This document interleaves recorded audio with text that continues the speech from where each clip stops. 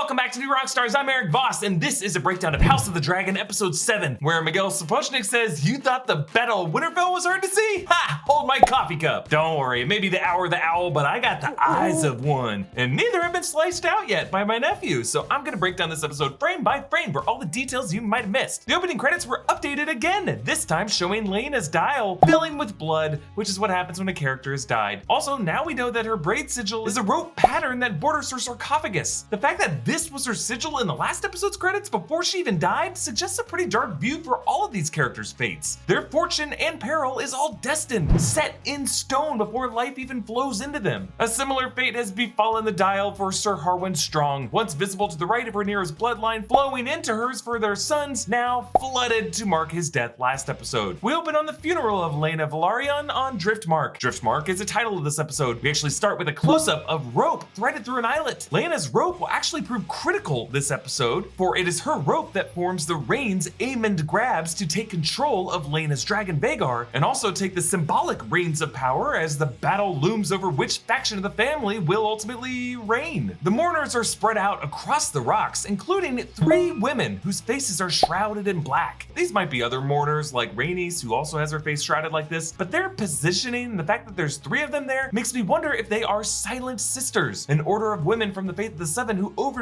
funeral services. Their association with the stranger who represents death, and there being 3 of them, reminds me of the Fates of Greek mythology, who share one eye among the 3 of them, or even maybe the 3 prophetic witches of Macbeth. In either case, fitting harbingers for this episode of fate, doom, and one-eyed vision. Vaemon's High Valyrian words reference the Merling King. This is a mythological figure from whom, Corlys's legend has it, he was granted the Driftwood throne. Otto Hightower has returned, reclaiming Hand of the King. Now that Lionel Strong has been taken off the board, Vaemond uses some strong words here.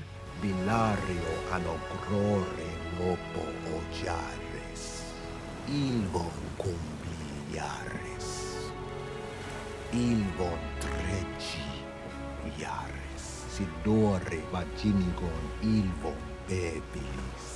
The Valyrian speakers all react to what Vaemond is saying, Viserys, Rhaenyra, and Daemon with his laugh, because Vaemond is implying that Laena's daughters are of true-born Valyrian blood, unlike Rhaenyra and Laenor's sons. It's a charge that Daemon irreverently laughs at, I don't think out of disrespect for his late wife, because there was a deleted scene from last episode that showed that he loves his family deeply. Really, I think he's just laughing at the insanity that someone would use this occasion to make legitimacy accusations. But also, yeah, Daemon is totally a troll. Now, thanks to Vessi for sponsoring this video. House of the Dragon makes it perfectly clear that being a Targaryen ain't all it's cracked up to be. Yeah, there's dragons, but there's also a lot of betrayal and intrigue and pretty intense battles and like gross sex. Look, if it were me and if I was gonna be sloshing through the battlefield drenched with the blood of my enemies, I'd rather be certain that my feet stay dry. So I would rather be wearing my Vessies. Vessi is here to keep you looking good while keeping your feet dry. Vessies are the perfect everyday shoe. They're sustainably made knit sneakers that are 100% waterproof. They are made with this Dymatex material that's super easy to clean with just a rinse of water. Oh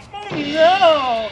I spilled water all over my feetsy weetsies, but my oinky oinkies are bone dry like the Dune Sea. Thanks, Vessi. So if the weather is wet or if it's muddy, Vessies can help you. Vessies are my go-to shoes by my door. Check them out in the link below for a pair of your own Vessi shoes. Laena's sarcophagus gets dropped into the sea, and we follow it to the depressing bottom, where it lands among a heap of others from House Velaryon, making this essentially a mass grave. There really is little dignity here. 5 dragons appear on Driftmark. The highest in the sky is either Meleys, who is Rhaenys' dragon, or Seasmoke, Laenor's dragon. I don't think it's Vhagar because there's no holes in the wings, and also later when Aemond sees Vhagar, that dragon is even larger despite being above the cloud layer. So yeah, I think it's either Meleys or Seasmoke. Then directly over the castle is Caraxes, that's Daemon's dragon. The golden one that flies over us is Syrax, that's Rhaenyra's dragon. The golden one that's sitting on the cliffs is Sunfire, that's Aegon's dragon. And then the blue one sitting above him is Dreamfire, that's Helena's dragon. That's the dragon that scared Aemond last episode, the dragon whose egg Daemon stole in episode 2, and fun fact, the same dragon who will produce the 3 eggs that Daenerys Targaryen will receive. Now, after having her hair down last episode upon the birth of her son Joffrey, Rhaenyra's hair is now back up in a braid, matching the interlocking circles of the sigil, the Valyrian steel necklace that Daemon gave her. Her hair was also braided in episode 3 and in episode 4 when she was at that impressionable age and had some major hots for her uncle. The necklace she now wears, I could be wrong, but I think it's a modified version of that necklace. It uses the Valyrian steel rings as a base, changes out the chain, but has added more gold around that central ruby. And this is important because when she walks outside, she starts out of focus, but then becomes clear suddenly, and then the reaction shot that it cuts away to proves that the point of view of that shot was Denmon. So Rhaenyra was walking out into this cocktail hour, presenting herself directly to Denmon. But then after some stink eye from Alicent, Rhaenyra turns away and beelines for her son Jace. Just like in last episode, Rhaenyra is desperate to keep her sons in her arms whenever she senses Alicent's presence. Jace wishes they were at Harrenhal mourning his true father, but Rhaenyra tells him to comfort Rhaena and Baela. And then she catches Alicent still stink-eyeing her, and Emma Darcy does this fantastic self-conscious adjustment as if she's worried she might be leaking milk again.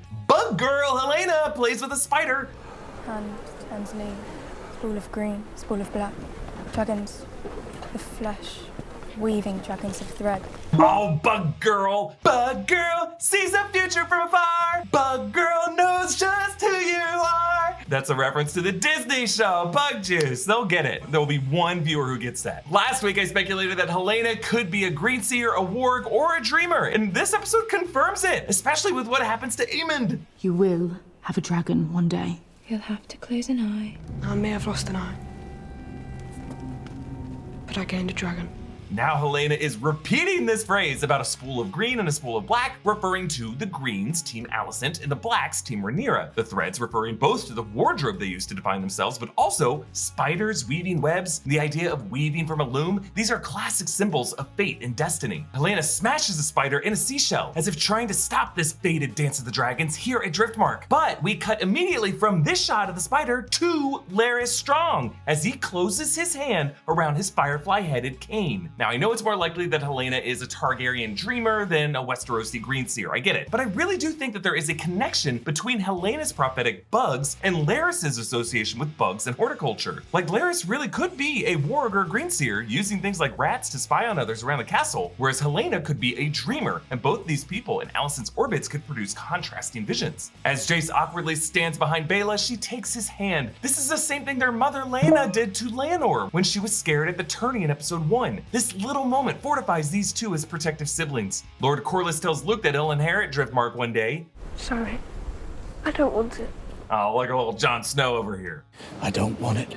I never have. Aemond nearly comes over to comfort Baela and Rhaena, but he stops short at Jace and at the fire. And then they all hear a dragon roar.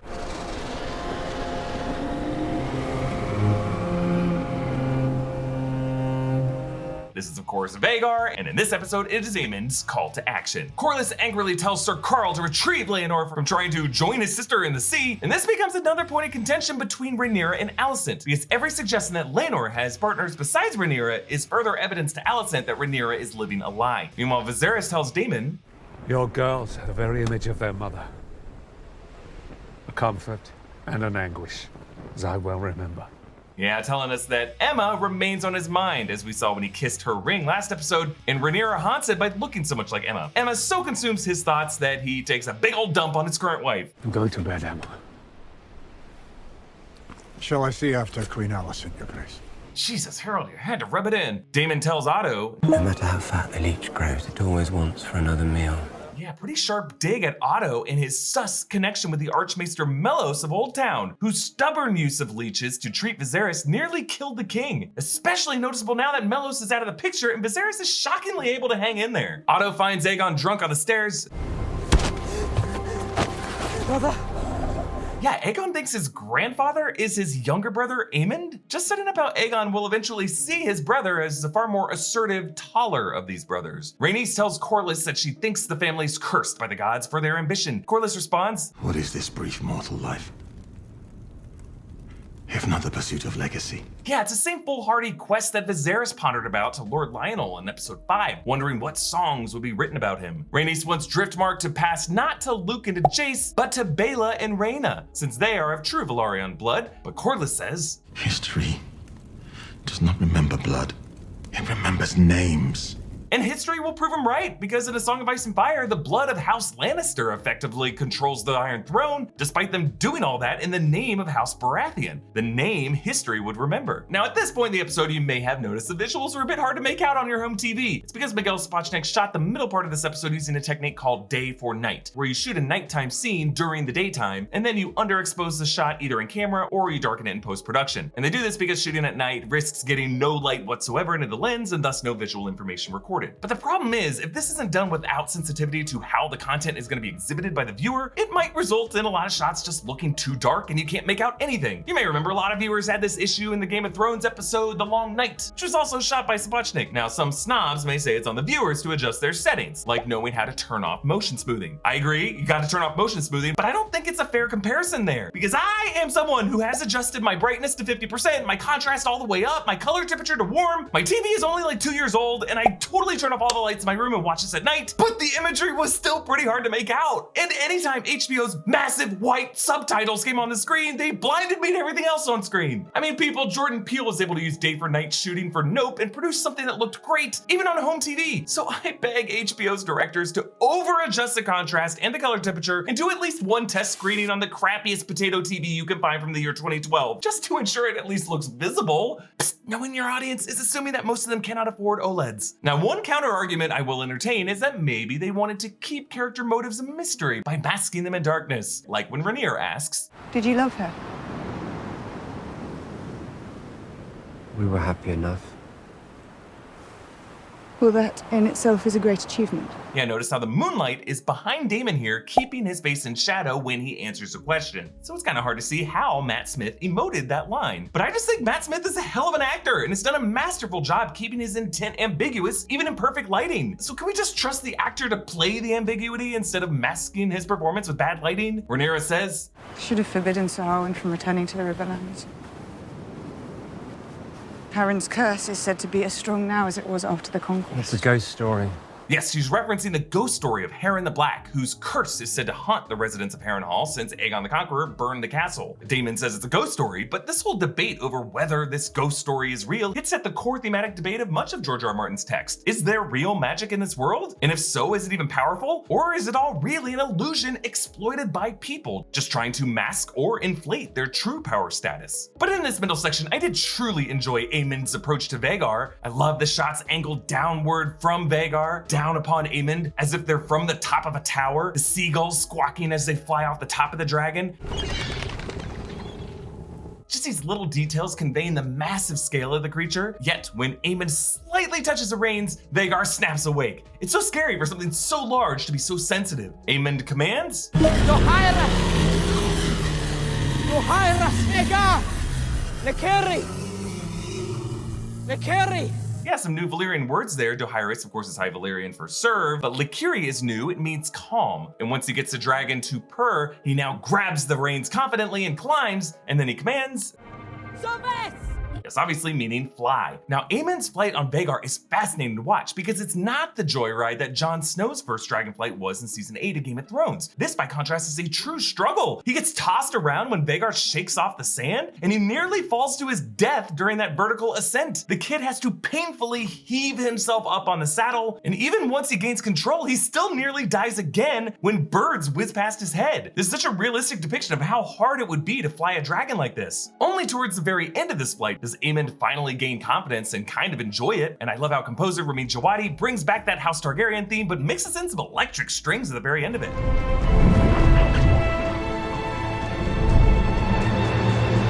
The twins and the boys confront Aemond. At first we sympathize with Aemond for reminding us how Jace and Luke totally pranked him with the pink dread, but in the same line he tells poor Bela that the pig would suit her and we lose all sympathy for him. So Jace goes on the attack, but Aemond, notice, actually uses the tip Sir Criston gave his brother Aegon against Jace last episode and uses his height as an advantage. He kicks Jace to the ground, and then Aemond hurls the worst insult. You will die screaming in flames just as your father did!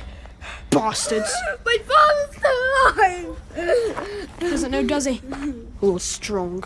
And so this fight ends with the younger brother Luke grabbing the dagger and slicing out Aemond's eye. Now in the book, Bela and Rhaena were not present for this fight. It was actually the youngest brother, Joffrey, who was age 3 in the book's timeline. He's the one who discovers Aemond trying to climb Vhagar, and he threatens to rat out Aemond, but Aemond pushes him into a pile of dragon poo. That is one big pile of shit. And that leads to the flight, and then the fight goes down after that. It seems like they left out Joffrey, obviously, to him being a baby in this show's timeline, but they included Bela and Rhaena to make Aemond's taking of Vhagar more of an insult to Bela, and to ultimately draw the twins closer to Jace and to Luke. Viserys rages against the Kingsguard. Kingsguard have never had to defend princes from princes. That is no answer! The balls on Sir Criston. Also, I'm pretty sure he's historically wrong. Like, there was definitely a bloody succession crisis between Prince Maegor, the future Maegor the Cruel, and his nephew and his niece, Prince Aegon and Princess Rhaena, when their father, King Aenys I, that was Maegor's half-brother, died. When that happened, Maegor crowned himself on Dragonstone and essentially forced whoever the Kingsguard was at that point to pick sides between the rightful heir and between him, essentially forcing the situation where they had to defend princes from princes. Then, as each of the parents arrive, Viserys is positioned in front of the Driftwood throne. Even here, he must preside over this dispute as king, though notice, behind him, Otto lurks closer and closer to this throne, as if eager to snatch any power from behind the king's back. Daemon, meanwhile, watches all this bickering go down, casually leaning on the door, hanging back on the sidelines, much like his mummer equivalent did in episode 4. Now, at first, Rhaenyra says Luke cutting Aemond was a regrettable accident, desperate to just move on and move out of this, even though Jace just told her that Aemond called them bastards. Though, when Alicent pushes it, notice the change Rhaenyra takes. She suddenly pipes up and says the fight was over the bastard accusation. My sons are in line to inherit the Iron Throne, Your Grace. This is the highest of treasons. And notice how Rhaenyra's voice drops. She takes a more commanding tone. She calls her father, Your Grace. She uses the word treason, all to reframe this trial, putting Aemond, and by extension Aegon and Alicent, all of them on the defensive. And it totally rattles Alicent. You tell me, boy, where did you hear this lie? The insult was training yard bluster. The lot of boys, it was nothing. Aemond, I asked you a question. Yeah, notice the camera shifts focus from Viserys to Alicent and then back to Viserys in a single shot, revealing Alicent's panic, but Viserys totally ignoring it because he was there in their training yard squabbles last episode. Alicent was not. So Alicent tries out a new tactic. She brings up Laenor because any focus on Laenor she thinks will shift the focus to his and Rhaenyra's sin. But Viserys presses on and Aemond says it was Schwartz! Oh. I see. Just kidding, it was Aemond's brother, Aegon. And then Aegon, instead of blaming hearing it from his mom or from Sir Criston, he just lays it all out. We know, Father. Everyone knows. Just look at them. Yes, this line was directly from George R. R. Martin's text. That's probably why it hit so hard here. But Viserys ignores this and demands they all make peace, and he passes Alicent the same exact way that he did before when he went to bed and called her Emma, but whereas Alicent was silent there, now she has to speak up. That is insufficient. There is a debt to be paid. I shall have one of her son's eyes in return. Yes, Alicent invokes the famous real-world Code of Hammurabi, an eye for an eye. But also interesting that she doesn't initially demand Luke's eye in particular. She just says any one of the son's eyes. It's just a little tell that in this moment, it's not about proper justice against Luke in particular. It's about hurting Rhaenyra and that side of the family in any way possible. But she steadies herself and she escalates. Sir Criston, bring me the eye of Lucerys Velaryon. Stay your hand. No, you have sworn to me! As your protector, my queen. Yes, love the reaction shots to Sir Harold. For a moment, we have to wonder if Sir Harold's totally gonna have to come to blows against Sir Criston, but Sir Harold being there was likely what led Sir Criston to back down. And then, the fateful moment. Your Grace. Alicent, stay with the king! Hold your ground! Do not, Sir Criston! Alicent! Do not, Sir Criston! Alicent! Stay your hand, Paul! Oh, just an incredible 15 seconds that I love to Zapruder over and over again. Notice how when Alicent snatches the dagger, that's what knocks over Viserys. And Sir Harold immediately has to tend to the king falling over, and that's what makes him a second behind. So as he rushes across the room to catch up with her, he has to command Sir Criston at least 3 times to stay back. No, Sir Criston! But Sir Criston does not, and that's what requires Daemon to step in, which makes us a little worried because the last time Daemon and Sir Criston squared off, Sir Criston won that fight. But everything around these two women freezes as the dagger quivers in the foreground as the fire rages behind. Now, of course, the dagger is the symbol of the divide these two women, both practically and symbolically in so many ways. It's framed between them in the poster as Vhagar's eye, the dragon that now switches sides in this episode. And remember, flames reveal the secret of Aegon's Song of Ice and Fire that is encoded in the Valyrian steel of this blade. And remember, that is a secret prophecy that Viserys told Rhaenyra, but not to Alicent. And it is that knowledge that sobered Rhaenyra's childish impulses and makes her feel ultimately in the right to prevent Alicent from taking her birthright from her. Alicent says Rhaenyra is entitled. She has no honor. Rhaenyra says Alicent has been hiding under a cloak of her own righteousness, and she says, But now they see you as you are. Yikes, blood has been drawn, and Aemon says, Do not mourn me, mother. It was a fair exchange. I may have lost an eye, but I gained a dragon. Now in the text, Aemon does not say this right at this moment. It's actually something he says a lot later when he looks back on this moment. So for this kid to say it right now so calmly, it's truly a threat to Rhaenyra and her whole side of the family. And so the scene ends with the battle lines drawn. One side, the Blacks, Daemon, Rhaenyra, her sons, and Corlys. On the other side, the Greens, Alicent, Aemond, Sir Criston, and Otto. Later, Alicent admits her mistakes to her father, fidgeting with her fingers. Her habit of picking at her fingernails has returned. But notice, as soon as Otto commends her dirty tactics, Alicent stops picking at her fingers and repositions her hands. And Laenor finally shows up. I should have been there. There should be our house words. Yeah, Rhaenyra's reply really could apply to Laenor missing the birth of Joffrey, to Rhaenyra missing her mother's death, to Rhaenyra missing Alicent moving in on her dad. Really, all these two have done is miss stuff. Rhaenyra watches the massive green Vhagar depart with Aemond on her back, and 2 other dragons, Sunfire with Aegon and Dreamfire with Helaena, leaving the Greens with 3 dragons. The Blacks at this moment have Caraxes, Syrax, Arrax, Meraxes, probably Meleys, and probably Seasmoke. So things are pretty even. Rhaenyra tells Daemon that both of their lovers were lost to fire. Fire is a prison. The sea offers an escape.